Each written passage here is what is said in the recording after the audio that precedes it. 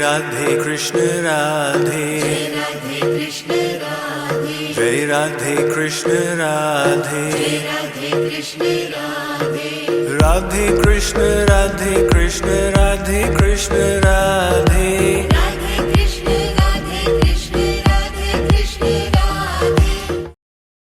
Let us now forget the entire world and focus our thoughts on divine wisdom at the feet of Sri Krishna. We all came into this world crying, hungry and confused. And from there we started facing challenges as we continued in life. The wisdom on how to handle them best came later. It's like being thrown into the deep end of a swimming pool and being told, now start learning swimming. When you get a complex electronic equipment, it comes with a guidebook on how to use it and what to do in the case of problems. That manual is the ready reference and troubleshooting guide as well. For life, we don't seem to have any ready manual for life. Or so it appears. But that is not the case. God has given us an evergreen manual that was made available to human beings 5,000 years ago, and it remains relevant till today.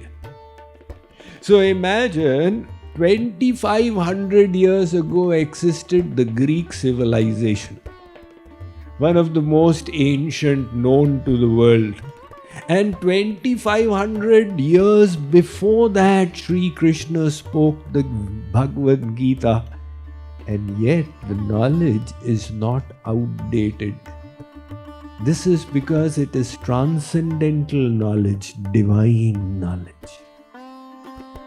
Added to that, if you realize these are directly the words of God Himself, you will then appreciate the deep import embedded in each word, which has been bestowed by the Lord out of His boundless compassion for the welfare of the souls of humanity. It is now for us to drink from that fountain source of knowledge. The Bhagavad Gita, as we all know, started off with Arjun presenting an ethical dilemma before Sri Krishna. Moral dilemmas are easy to solve. Should I steal or not steal? Ethical dilemmas are where two dharmas are clashing with each other. Which is more right out of these two? And in utter quandary, Arjun surrendered to Sri Krishna as his disciple. Shishyasteham shadimam tvam prapannam. Sri Krishna did not only solve Arjun's ethical dilemma, but utilized it as a window to show him a panorama of the entire absolute truth. And that is why the Bhagavad Gita is sometimes called the Bhagavad Brahma Vidya, which is giving you knowledge of the Supreme Brahman. But mere knowledge is not enough. You would like some tools and techniques on how to implement it in your life. And this is the yogic processes. The Bhagavad Gita expounds on them as well. Hence, it is also called the Yoga Shastra.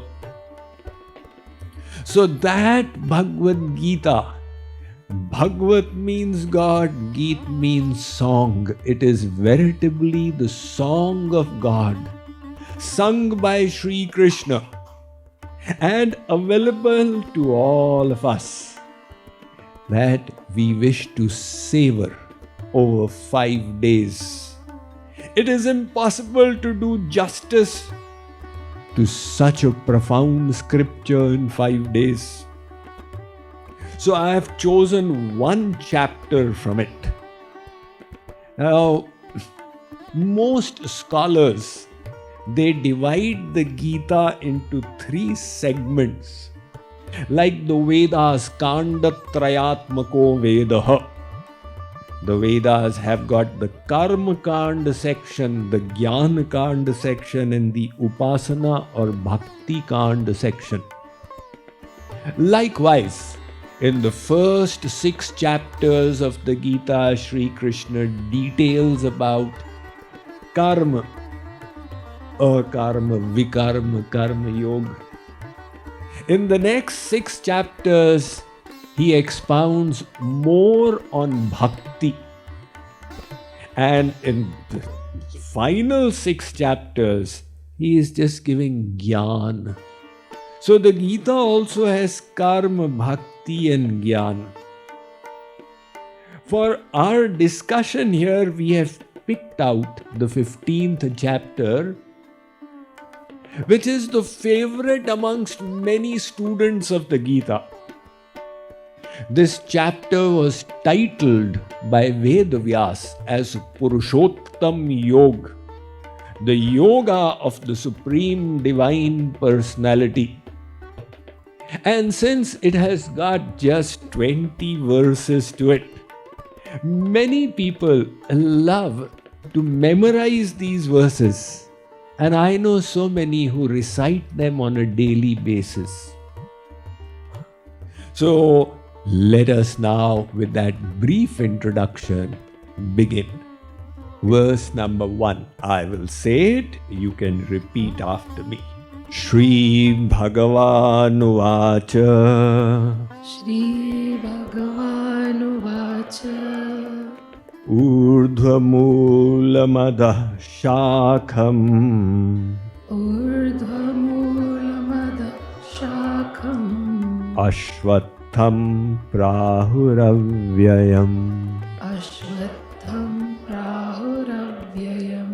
Chandansi Yasya Parnani.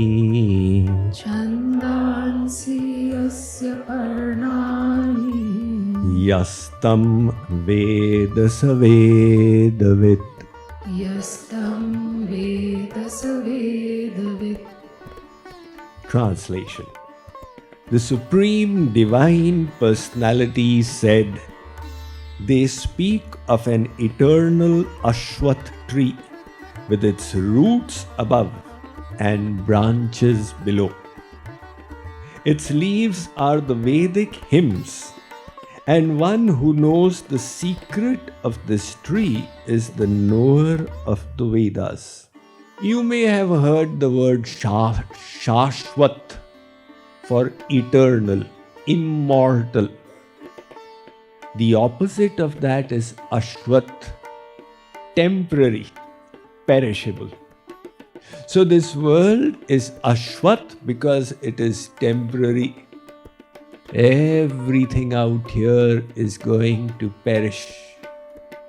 When we were children, sometimes you may have gone to play on the seaside in the sand, and you may have made sand castles with great joy.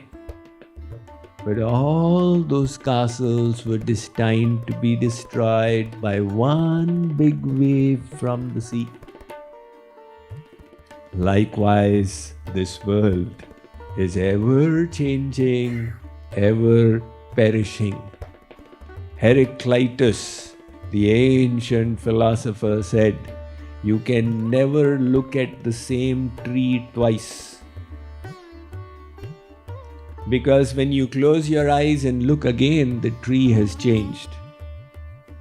He also said you can never look at the same stream twice.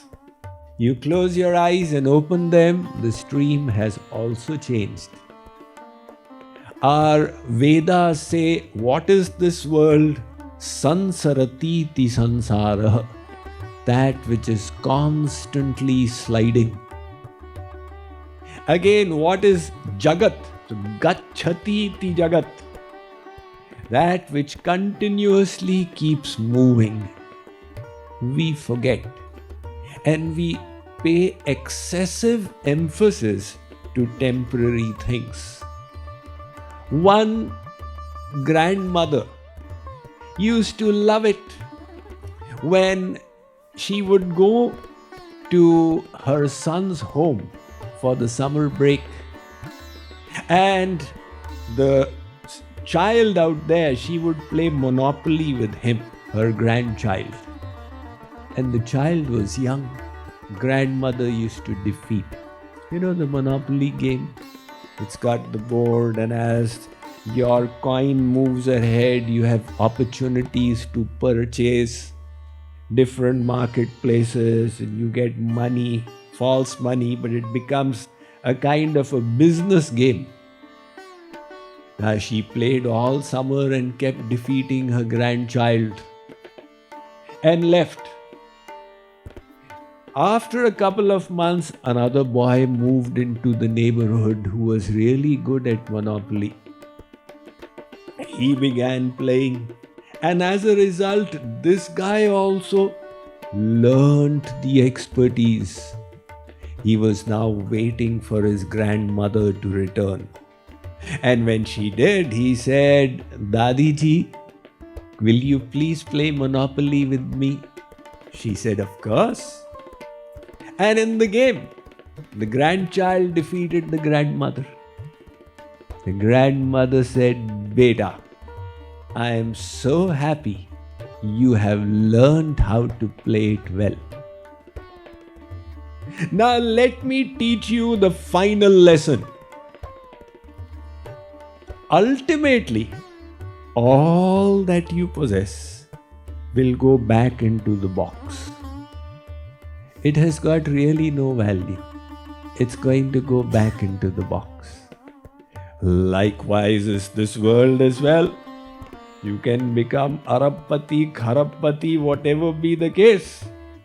But you will have to leave it all behind. You know, when a rich person, when a billionaire dies, they don't say how much did such and such billionaire Howard Hughes take with him. They may ask how much did he leave behind. And the answer is, he left behind everything. So such is the nature of this world. It is Ashwat. We need to keep this in mind. And possibly we can put it to good use. Just a tale for a moral lesson. In medieval times, there was a kingdom that had a very strange kind of rule, where at random one of the citizens would be made king for 3 years. And after his term was over, he'd been thrown to an island of wild animals where everybody would perish in a little while. So there was a mixture of happiness and distress. Now one person became king, and people said, my, your life is limited. But he was not showing any signs of worry. He was living a normal life as if his future was fully secure. All went okay, and the 3-year period got completed. So they said, as per the rule, we are now going to throw you to that island. He said, most welcome. They said, will that be the end of your life? You will now become meat for the carnivores? He said, absolutely not. Why not? Because for the last 3 years, on my instructions, we had been working on that island. And I changed it into a wonderful garden with places to stay and vacation spots. I'm going to have a gala time. Likewise, if you understand the nature of this world, you can then utilize it for your higher purpose. So the word Ashwat has got a second meaning as well, which is more relevant to the context. Ashwat refers to the sacred fig tree. So Ashwat is of the peepal tree, the banyan tree family. Sri Krishna says that this world is like an Ashwat tree. And urdhvamulam adha shakham. Its roots are up and the branches are descending downwards. Sri Krishna is now using out here a comparison. He's compared the tree, the world, to an Ashwat tree, and he says it's an inverted Ashwat tree. The roots are above. What he means is this tree has originated from God. And the branches are extending downwards. Now the nature of an Ashwat tree is very interesting. It starts from the branches come aerial roots. They shoot down the roots. And they also start nourishing the tree, so the tree becomes stronger and stronger and stronger, and it just continues. Likewise is this world. It is going on and on and on. And he says out here that this tree is nourished by the three modes of material nature, the three gunas of Maya, and it is irrigated by the leaves, which are the Vedic mantras. So in the olden days, people would use Vedic rites and rituals to fulfill their material desires. Now, of course, in modern times, people don't know the Vedas so well. So maybe in this context, the leaves is the stock market, because that is what is irrigating the tree. But nevertheless, Sri Krishna, with reference to his socio-economic context 5,000 years ago, he says, the fruitive activities of the Vedas are like the leaves of the tree, which people are doing to fulfill material desires. And this jiva is going up and down the branches of this tree since endless lifetimes. Chaitanya Mahaprabhu said, Krishna bhuli se jeev hoy anadi bahirmukh, atev maya tare de sansare dukh, kabhu swarge uthaye, kabhu narake dubaye, dandya jane raja yena nadiya chubaye. He says this soul has turned its back to God and is rotating in this 8.4 million species. Sometimes it goes to the celestial abode, sometimes it goes to the nether region, sometimes it comes to the earth planet. In general, the soul remains unhappy. Vidurji had asked Maitreya, Sukhaya karmani karoti loko natai sukham vanyaduparamam va. Oh sage, everybody in this world is striving for happiness. Why are they getting misery? So that miserable condition, Chaitanya Mahaprabhu says, is like, the dunking by the kings of the past. When they would torture someone, they would dunk the person's head in the water. And the person gasps for life. And they would just release them. then again dunk them. It was the most effective way of breaking their spirit. And finally, the person would submit, all right, no more torture. So this material energy is torturing the soul. The soul is unable to fathom what is going on.